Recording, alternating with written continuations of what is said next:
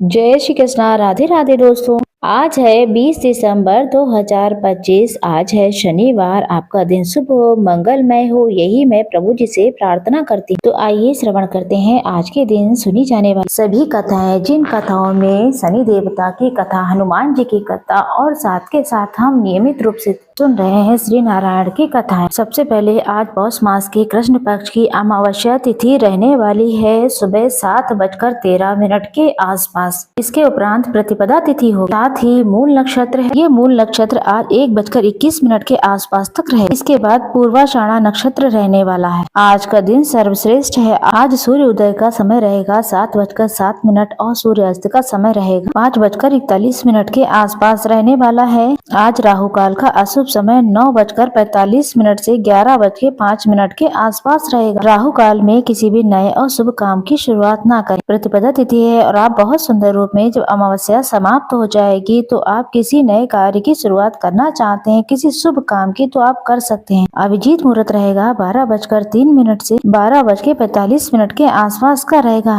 जैसा कि आप सभी को पता है आज शनि देवता का दिन है। सबसे पहले शनि, राहु और सभी परेशानियों के लिए, ग्रहों की जो दिक्कत है उसकी परेशानी के लिए आज के दिन शनि देवता की कथा जरूर से सुननी चाहिए। तो आइए एक समय सभी 9 ग्रहों जैसे कि सूर्य देवता, चंद्र देवता, मंगल, बुध, बृहस्पति, शुक्र, शनि, राहु, केतु में विवाद छिड़ गया कि आखिरकार इनमें सबसे बड़ा कौन है। सभी आपस में लड़ने लगे और कोई निर्णय न होने पर देवराज इंद्र के पास निर्णय कराने के लिए पहुँचे। इंद्र भी इनसे घबरा गए। निर्णय को देने में उन्होंने अपनी असमर्थता जताई। तब उन्होंने कहा कि पृथ्वी पर एक राजा विक्रमादित्य है, वो कि बहुत ही निर्णय प्रिय है। उनकी क्षमता बहुत अच्छी है कि वो निर्णय अच्छा ले सकते, वही इसका निर्णय ले सकते हैं। सभी एक साथ राजा विक्रमादित्य के पास पहुँचे और अपना विवाद उन्होंने अपना बताया, साथ ही एक निर्णय लेने को कहा। राजा भी इस समस्या को सुनने के बाद अति चिंतित हो उठे। किसी एक को छोटा बता देंगे तो वही नाराज हो जाएगा। तब राजा को एक उपाय सूझा। उन्होंने स्वर्ण, रजत, कांस,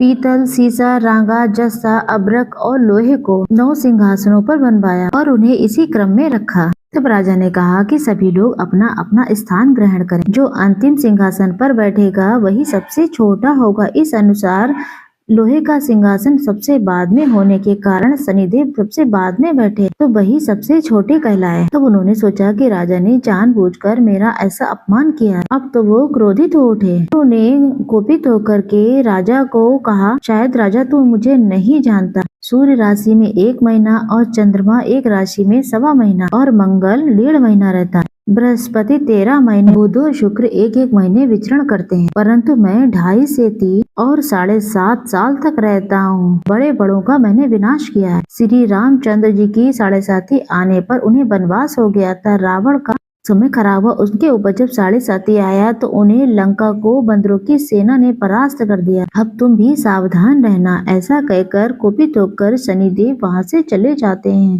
अन्य देवता खुशी खुशी वहाँ से चले गए। लेकिन कुछ दिनों के बाद राजा की 7.5 शुरू हो गई। तब शनिदेव घोड़ों के सौदागर बनकर सामने आए। उनके साथ में कई बहुत बढ़िया घोड़े थे। जैसे ही राजा ने ये समाचार सुना, उन्होंने अपने अश्वपाल को अच्छे घोड़े खरीदने की आज्ञा दी। उसने कई अच्छे घोड़े खरीदे। वहीं सर्वोत्तम घोड़े को उसने राजा को सवारी के लिए दिया। राजा ज्यों ही उस पर बैठा, वह घोड़ा सरपट वन की तरफ भागा। भीषण वन में पहुंचकर वो अंतर ध्यान हो गया। राजा भूखा प्यासा भटकता रहा। तब एक ग्वाले ने उसे पानी पिलाया। राजा से प्रसन्न होकर उसने अपनी अंगूठी दी। अंगूठी देने के बाद वह राजा नगर की ओर चल दिया। वहाँ अपना नाम उज्जैन निवासी भीखा बताया। वहाँ एक सेठ की दुकान में जल पिया और कुछ देर विश्राम भी किया। भाग्यवश उसी सेठ की बड़ी बिक्री हुई थी, अर्थात उसकी अच्छी खासी बिक्री हुई, कहने का अर्थात ये है। तब राजा को बहुत अच्छी तरीके से खाना खिलाया गया और उसे अपने साथ रख लिया। राजा ने देखा खूंटी पर एक हार टंगा हुआ जिसे खूंटी निकल रही है। पूरा हार गायब हो चुका था। सेठ ने जब आने के बाद देखा कि हार गायब है, तब उसने समझ लिया कि शायद ये हार जो है उस राजा ने ही चुराया। उसने भीखा को कोतवाल के पास पकड़वा दिया तो वहाँ के राजा ने चोर समझकर उसके हाथ पर कटवा दिए। अब वो चौरंगिया बन गया। नगर के बाहर उसे फिकवा दिया गया। वहाँ से एक तेली निकल रहा था। उसे भी उस पर दया आ गई। उसने भीखा को अपनी गाड़ी में बैठा लिया। भीखा अपनी आवाज से बैलों को हाँकता था। उस समय राजा की शनि 7.5 जो थी थी वो खत्म हो गई। वर्षा काल आने पर वह मल्हार गाने लगा। जिस नगर में था वहाँ की राजकुमारी को